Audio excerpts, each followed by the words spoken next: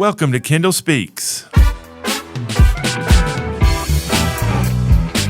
I'm Dr. Brian Stewart, president of the Kendall campus, and today we have some very special guests from the Jubilation dancers as well as their advisor.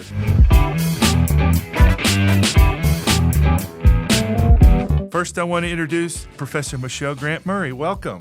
Thank you. Thanks for having me. So great to have you here today. We have the president of our organization, Brianna Pierre Georges. Yes, I'm here. Thank you. Glad to have you here. A current student, Luis Miranda. Yes, I'm here. And a graduate of the program, Stephanie Franco. Welcome. Hey, I'm here. Great. It's great to have you guys all here today. First, let's start with Professor Grant Murray. Tell us, Professor, your journey to Miami-Dade College and talk about your journey to the Kendall campus, if you would. Wow, that's been an interesting path. I came to Miami-Dade College in 2008. At the time, the department was under the direction of Mr. Rodester Brandon. It was a really beautiful process. I came as the Afro-Caribbean dance teacher. And then the following semester, which would be the fall of 2008, I became the coordinator of the program, working as an adjunct professor and building the program. So teaching the dance history, dance appreciation, and most of the practicum classes, I decided to build something called Jubilation Dance Ensemble, which was inspired by Kevin Aiga Jeff, who is the founding director of a company called Deeply Rooted. At one point in time, it was called Jubilation Dance Ensemble. Okay, so you kind of borrowed the name there a little bit. I borrowed the name because they had a tremendous influence upon my life as a young person. That's great. Well, I'm going to learn a lot today. I know a little bit about the Jubilation dancers from seeing your performances over the last 2 years, but I'm excited to learn more. And we'll start with our current president, Brianna. Tell us a little bit about your journey to the Kendall campus. Yes. So I was doing some thinking of coming to school. And I came across Miss Murray outside of school. And actually, we had a conversation here at their air performance. And, we was having a conversation and hearing, testimonies of other dancers coming into Miss Murray's space. And I was like, okay, I feel like this is a sign for me to come. So, yeah, I just quickly came and registered for the summer classes, and now I'm here.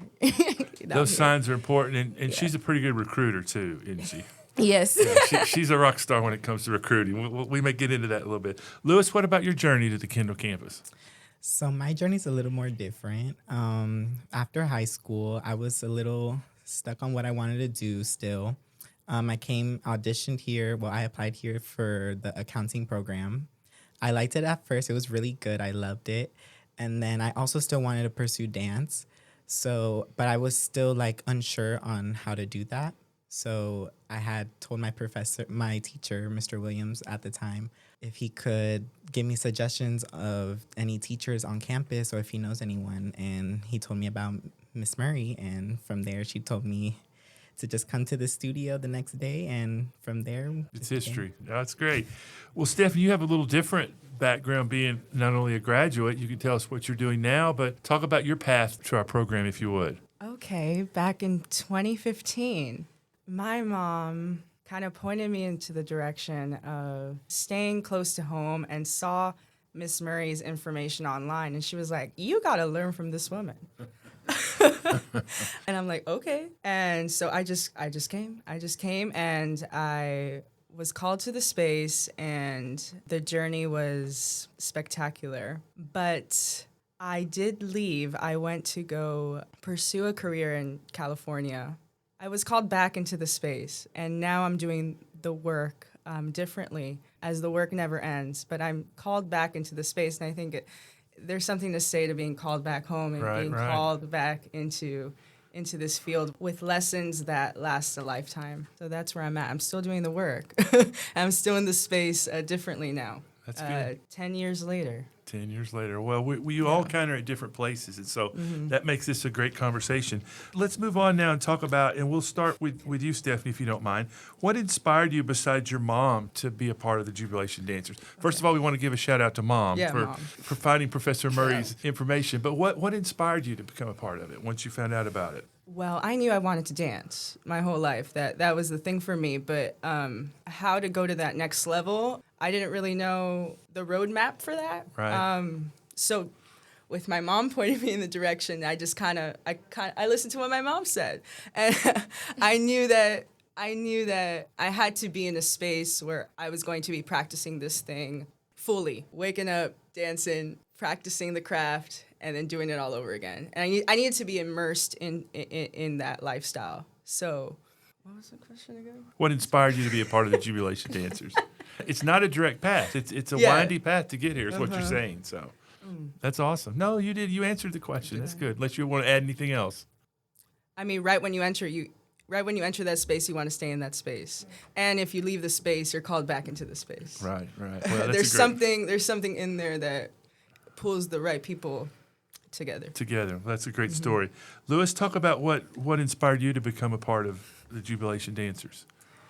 Well, like I said, I didn't first come here for dance. I came for accounting. I still wanted to pursue dance, so my teacher gave me Miss Murray's contact information. We talked on the phone, and then I came to the studio the next day.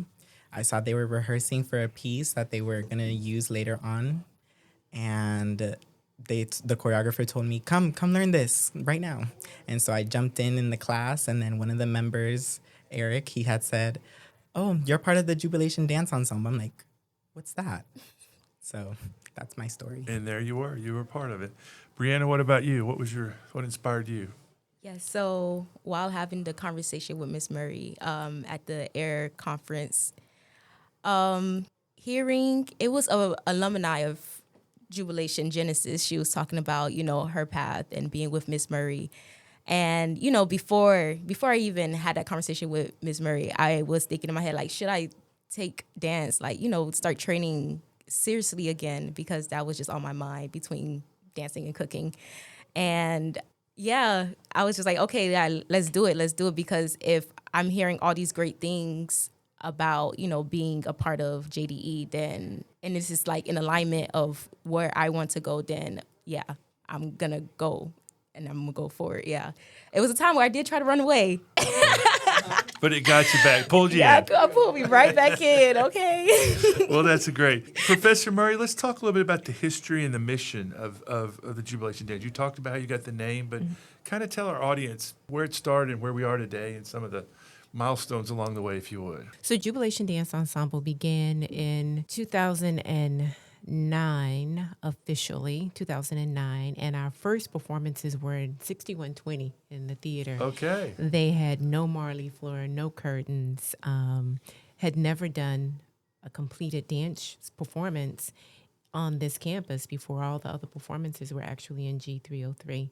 So I had a conversation with our then Rodesta Brandon, who has passed away, but God bless him. And he's agreed to purchase Marley floor to do all the things that we needed, invest in lights, invest in curtains and things like this. And we came together and put together our first performance for the fall of 2009. And that was great. Along the way, we've had challenges, just like any other organization would have its challenges. Right. And we are steadfast in the process of the challenges and meeting those challenges with a level of positivity, and also thinking about ways in which challenges create change and stimulate growth, and nurturing young people inside of their process, teaching them how to live inside of those challenges and not be defeated. And so that's how I face it. That's how I encourage them to face it. So when I say we, I have full conversations with these young people, because most of the time I am the sole person in the department running the program. We have had adjuncts come in and out, and they do what they can do, but they're not full-time and they're not under that contract. That's always interesting. And young people seem to be really thoughtful and open in ways to solve problems and meet challenges. And how do we utilize dance to meet those challenges and shift the world? In 2012, I became full-time here, and so that shifted things dramatically because I could be here more often and not have 3 other part-time jobs to make a Driving living. around the county. Driving around the county because I was literally doing that. bet you just were. exactly that because, Yeah. you know, we have families and Miami is not the cheapest place to live. No, ma'am. So that shifted things a bit for the program when I became full-time. And those have been some of the challenges. Some of the other challenges that we faced involve recruitment and keeping the program whole. Going into the pandemic and coming out on the other side of that has been a real challenge to rebuild.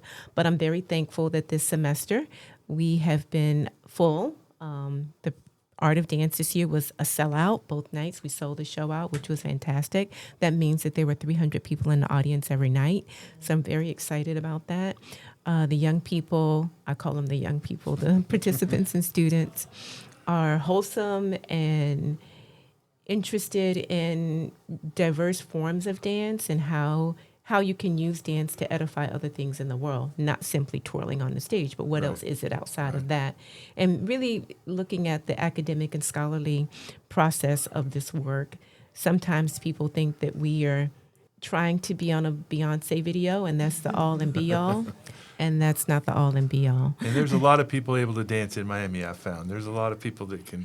Miami is a dancing community. It really is. No, it is I mean a that. dancing Yeah. community. Yeah. Miami's a dancing community. For sure. In all aspects. Religious aspects, cultural aspects, philosophical things. Dance happens in the kitchen, at the park. I saw Yeah. some girls doing a TikTok video today in the bathroom in Building 8, and I was like, you better get that TikTok video. And they were so in it in the bathroom. I was like, okay. So Miami is that type of is. culture and Yes, it is, community, yeah. and Yeah. I really love that and appreciate that.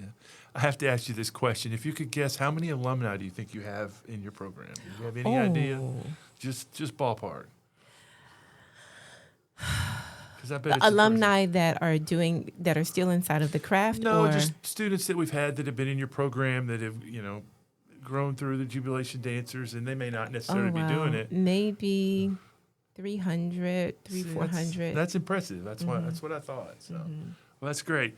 All right, students, let's talk a little bit about what style of dance you like to focus on, and then maybe Professor Murray can talk about, or you can too, how we incorporate that into the choreography and so forth. So, whoever wants to go first. So we work in a variety of dance forms. That includes, of course, ballet, traditional and contemporary ballet, modern dance, traditional and contemporary modern dance, all forms of West African diaspora. That includes Afro-Cuban, Afro-Haitian, Afro-Brazilian, jazz and hip-hop, all forms of hip-hop, dance composition and improvisation. That's creating choreography and working in various ways of composition, how you compose. Movement vocabulary, a movement vocabulary that is authentic to the self, to the individual, so that they can create their own form of dance, hopefully, in the future. That's my dream for them. And dance history, definitely. Dance history in all of those various forms, and an appreciation and value for the work as well. That's wonderful. Louis, you talked about how you walked in and had to get ready for a performance. Talk a little bit about how you prepare for performance. What's the most challenging part of it, and that whole process, if you would.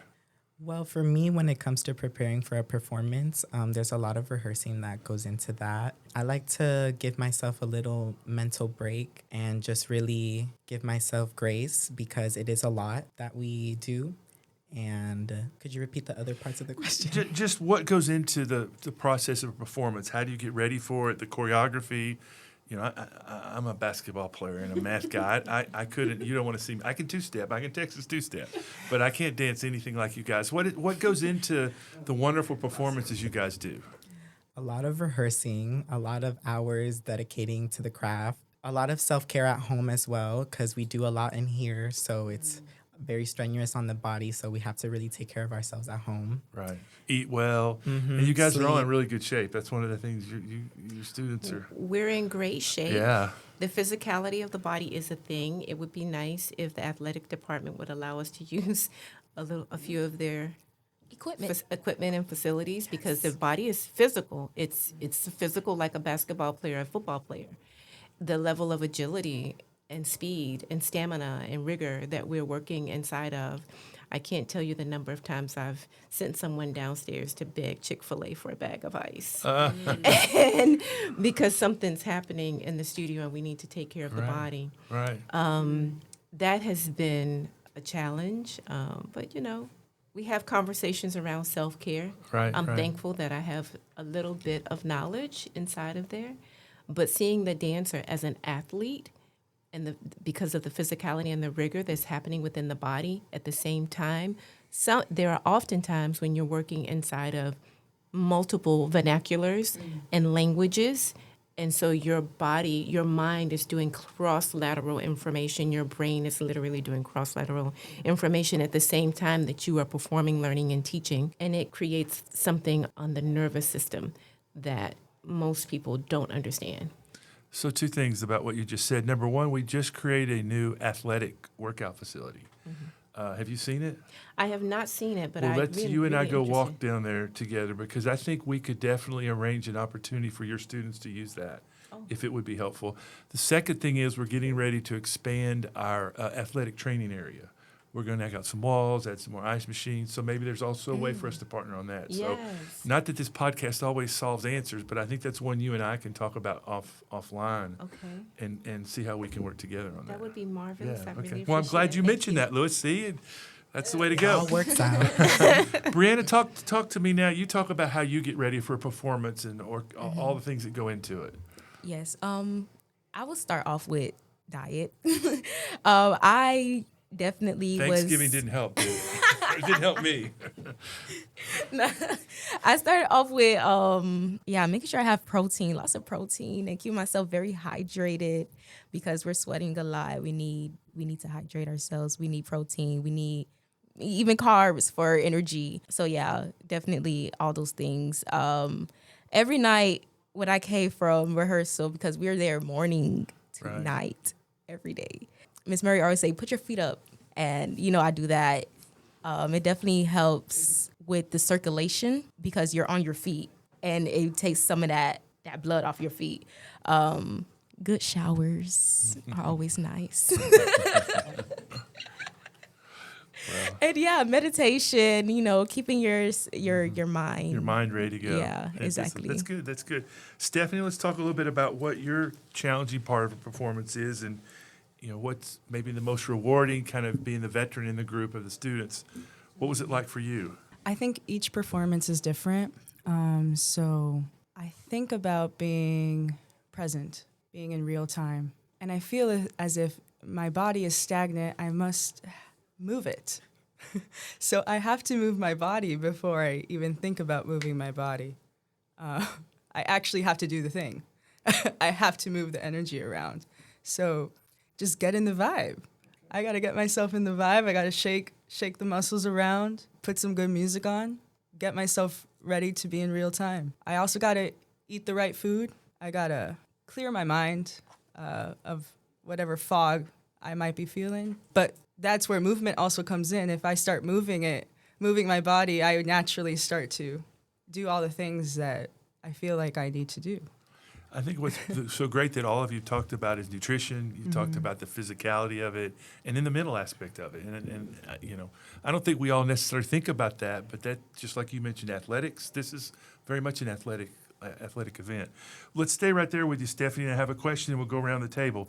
If the Jubilation dancers had a theme song that played every time you walked into a room, what would it be? Put you on the spot first. The other 3 get to think about it, so they can come up with their answer. So I can't tell you the title of the song or who sings it, but it goes like Jubilation. It goes Jubilation. I don't even know what else it says, but I know it says Jubilation. Well, the others in the room know what you're talking about. Yeah, so, maybe they could. So that's good. Louis, what would you say? The best song to describe us when we walk in a room, I would say what Stephanie said. I don't know the title of the song, but Jubilation. Jubilation. That's right, Melody. Jubilation, yeah. We might need to write something. Oh, do we have it? Hit it.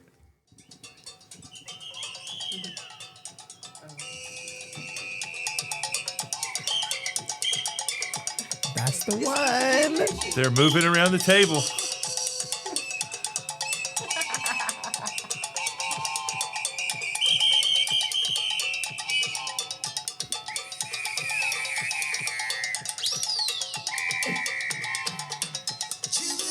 There you go. Right there. Jubilation, yeah.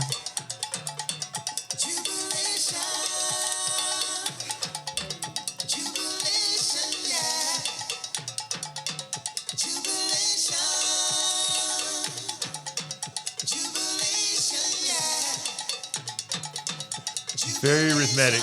Who is the singer of that? Do you know the? So the group is called Heritage OP.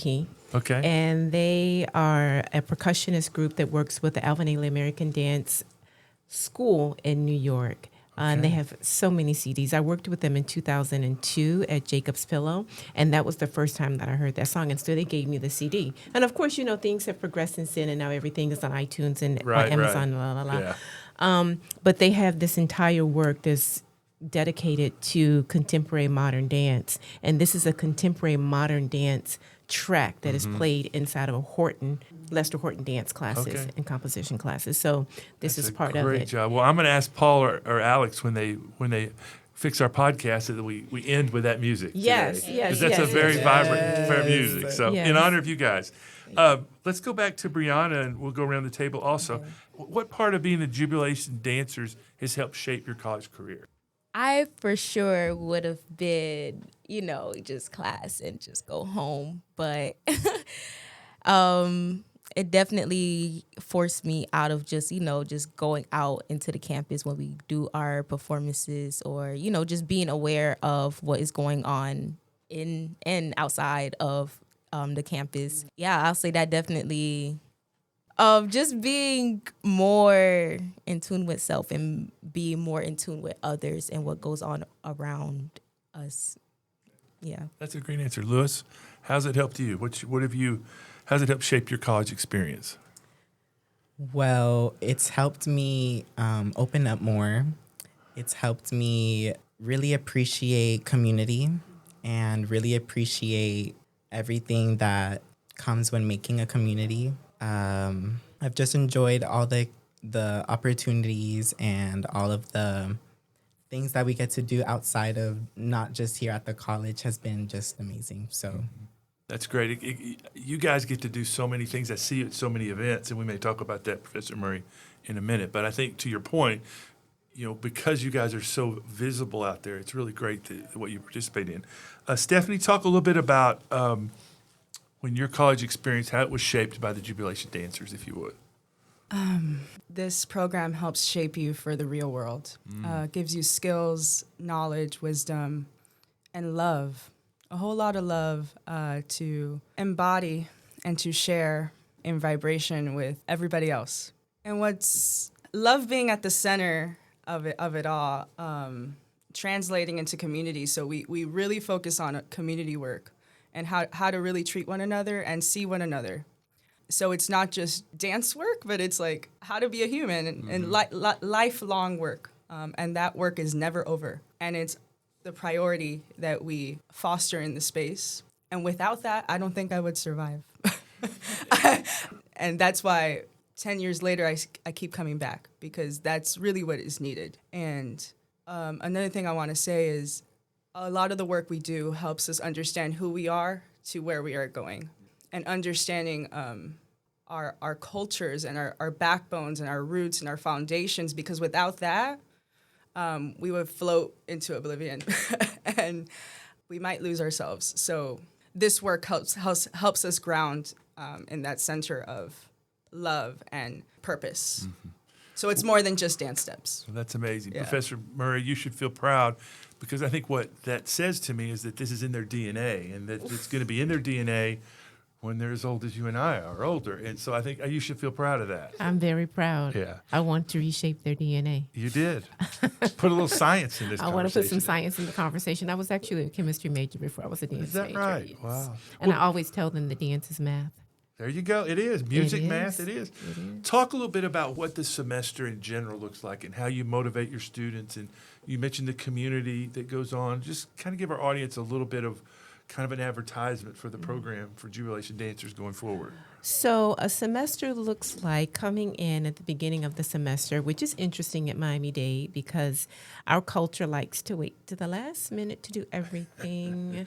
So the first week is usually very busy because we're organizing schedules. New people are coming in, shifting things around. Particularly for dance majors, if they're seeing another academic advisor outside of our department, outside of the Performing Arts and Industries department, we usually have to shift things around. Being a dance major is unlike any other major because there's a level of physicality that has to take place from the beginning all the way through the end. Essentially, I get a new student for 2 semesters before they have to audition to matriculate to the next program, which would be their bachelor's program.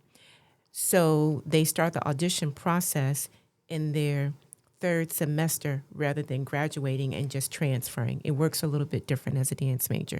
So I have to bring them up to par quickly, which means that there are technique classes that need to happen every day.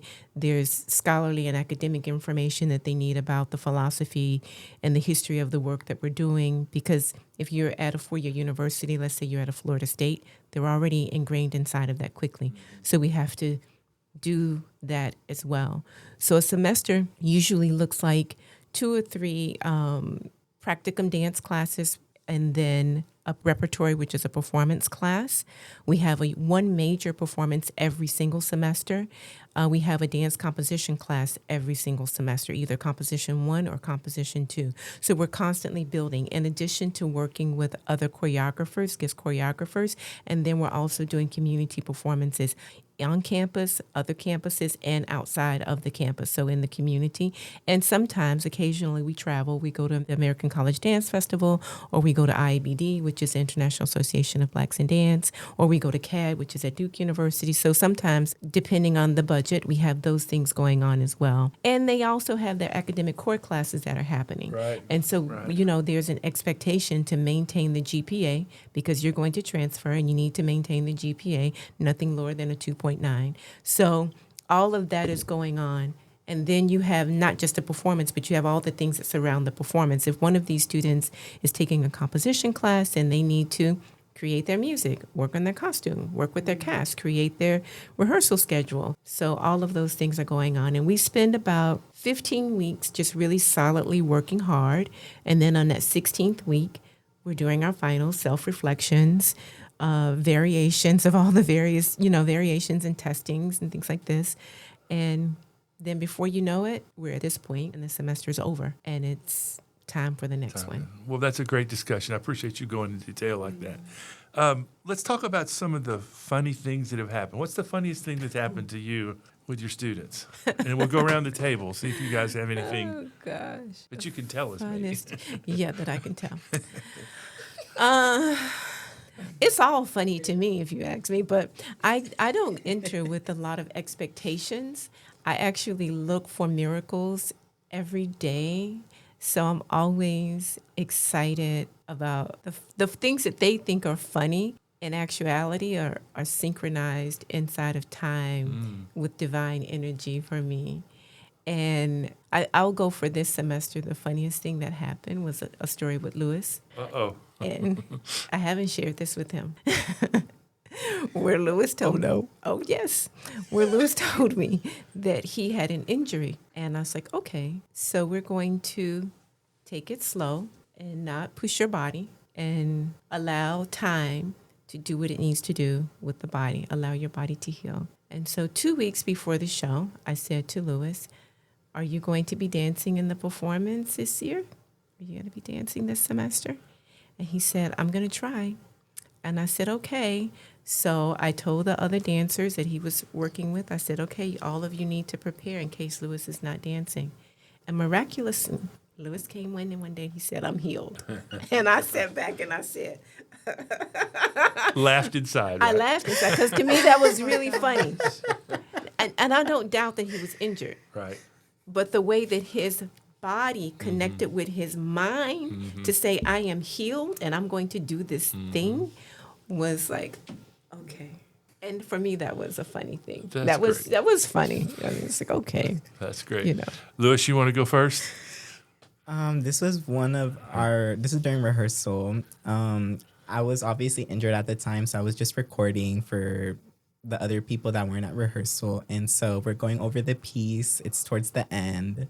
Brianna's going through the last counts and just she's tired, she's winded, also counting while dancing. It's not easy.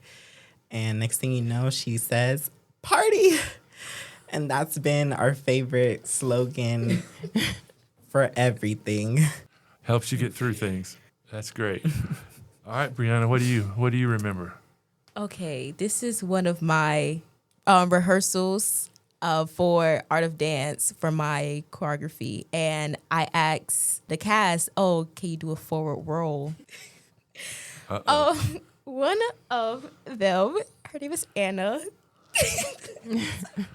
She attempted to do the forward roll, but somehow she threw her body over and just I don't know, just slammed her Belly body. flopped? No, her back. Her back. Oh. She was okay. She's Okay. okay. But that was just Just hit hilarious you. how Just hit you. Yeah, that was very hilarious. Well, that's a good story. She definitely improved. Stephanie, anything funny that you recall? Yeah, so our last show, The Art of Dance, it was in my choreography. There was a glitch in the music. There was this silent section, and then they played the wrong track, and then the music stopped. And the dancers were confused and didn't know what to do, but they just kept going, and they kept going for a long, long time. So this funny mistake became something else. And nobody really knew what to do, and they just had to be in the moment, be present, and stay with each other. But as me knowing what the dance is supposed to be was funny for me because what do we do? What do we do in this moment? How do we fix this situation? I can't get up there in time. I don't in the sound booth. How do we fix this? But it was just there's no fixing. It's just being being in that moment and being with each other and waiting for the music to come on. And then it became something else. So this funny moment became magic. It's one of the things. The show must go on. The show must Whatever go has to on. happen. Yeah. Well, that's a great story. All right, my last question. If you could perform anywhere in the world, where would you choose and why? This is a hard pick because I want to be everywhere. Well, that's a good answer. I do. I just envision myself maybe outside, just support, love, nature, maybe big stage, outside, indoors. It really doesn't matter as long as there's support, there's love, and I feel achieved and accomplished. Yeah. Okay, that's a great answer. Lewis? Could you repeat the question? If you could perform anywhere in the world, what would you choose? For me, I would say New York. Okay. And the reason why is because of all of the opportunities, the people there, different cultures, just everything there is different. And obviously living in Miami my whole life, I would love to travel and visit different parts of the world and experience different experiences. I've been to New York many times. It's a really cool place, especially Times Square and everything down there. So that's a great answer. Stephanie, what about you? And maybe you've performed in that place. I don't know. Oh. Yeah, this question's always hard for me because I want to be everywhere. But I love the stage. I do. I would love to be on Broadway. I would love to see my name in lights. I would love a star moment. I would. Wow. That's a great answer. Yeah. All right. Well, thank you guys for being here today. We have a tradition here at the Kendall Speaks is to turn the microphone around on me. So if you'd like, it started with our very first podcast with students. They asked if they could ask me a question. So if you'd like, you can ask me any question you want, and I'll do my best to answer it. Okay. Let me think. What is the greatest achievement you made being president? Wow, that's a really tough question. No one's asked me that. I was at the medical campus for 6.5 years, and I've been here a year and a half. I think the greatest thing that I've done is just meet people, meet students, meet great faculty. That's been my favorite thing, just to discover how amazing this campus is and how, Professor Murray's an example of many of the faculty we have that have been on this very podcast. And so I don't think it's me that's done it. I think I've just been the conduit to help students, to work with students, connect with faculty. And I just can't wait to see what the future holds because Kendall's where it's at as far as I'm concerned. I think we have a variety of things across the board that can help almost any student. So, thank you for that question. Lewis? What has been the greatest experience since becoming president here at the Kendall campus? Well, that's an easy question because a week and a half ago, I got to go to Tennessee with our volleyball team. And we won 4 games in a row and are now national champions. Wow. And so it's really hard to be the national champion because that means we're the number 1 team of all 50 states. Wow. And so to be there and see those girls win it and get to go on the floor and be a part of it, that was just a really amazing experience. And that's just one example. You know, there's so many other great examples of this campus and things that people don't realize that occur here. And so that's what the purpose of the Kendall podcast is to get students and faculty out there so the world knows what's going on here. So that's an easy one because it just occurred about a week and a half ago. All right, Stephanie, you got one for me? Okay. Have you shifted, or what has shifted after talking with a group of dancers? What are you walking away with? Well, that's an outstanding question. First of all, I think I knew how athletic you guys were because I've watched you guys perform, but I didn't really think about all the other aspects of nutrition and you know the mental aspects and all those things and to Professor Murray's point of how it really is an athletic and it really fits well with what we do at Kendall. And so that to me has kind of been the aha moment that you know when you're in my seat you have so many things that come around and sometimes you don't get to focus on them. And I think you guys have helped me think a little bit more about how, not that I didn't think dance was valuable. It is. It's amazing because it's one of those other opportunities students have here at Kendall. But I think there's some connections that we can make that maybe I hadn't thought of until after we had this conversation. All right, Professor Murray, you have a tough one for me? Well, they asked some really good questions. They did. They really did. Yes. So you can give me an easy one. No. Whatever I don't you know like. if I do anything that's easy, Okay. but I will try. I'll definitely try to make it smooth. Let's put it that way. So smooth. So you've heard from the dancers and you've seen our work. You know me, we have a connection because we're from Texas, and I know Tyler, Texas. Yes, Go ma'am. Horns. Yes. What is it that you would like to see from the program? Wow, that's a great question. You know, I don't know if you know this, but the first time I was exposed to the Jubilation dancers was a basketball game. We had, when I was at the medical campus, we had medical campus night here. I think it was a women's game, and you guys performed at halftime. And I didn't know what Jubilation was, and that's been about 3 years ago. So I think one thing I would love to do, you know, I've been to drama productions this semester. I've been to a band production. I've been to see our band and our choir sing Beatles songs earlier this year. I've tried to go to everything I can. I would love for us to have kind of a holistic performance with all of our, and we may do that. If we do, then correct me.